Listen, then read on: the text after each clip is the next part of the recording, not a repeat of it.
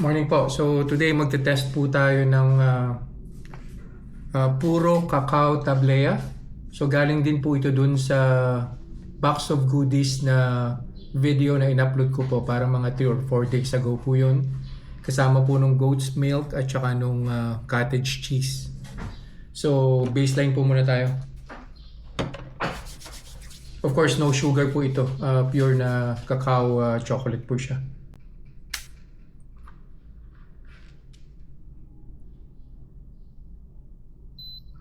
Yan.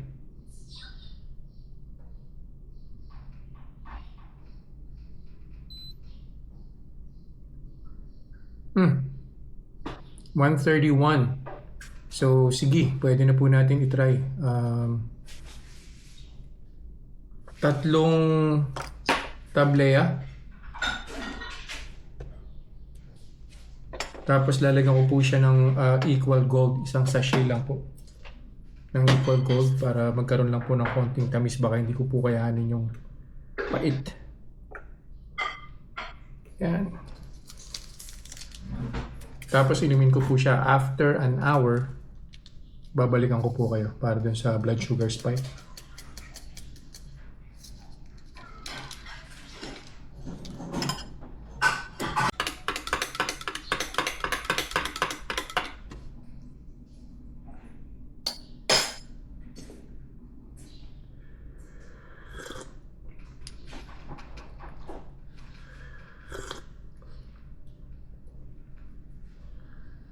Naka 1 hour na po, so kuha na po tayo ng blood sugar. And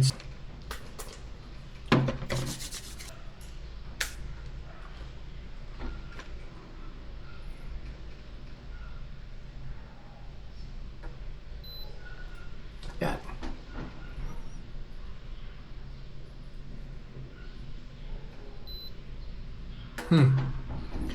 Mukhang okay naman siya, no? Nag-start po tayo ng 131. So, bumaba po siya. Nag-130 pa. So, wala po siyang blood sugar spike. Balik po ulit ako after an hour para po dun sa final blood sugar reading po. See ya. Second hour na po. So, kuha na po tayo ng final blood sugar reading.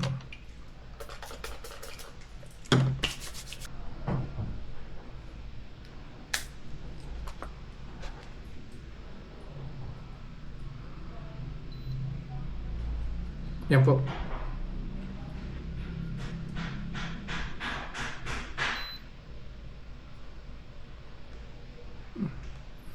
So parang yung goat's milk din po siya eh.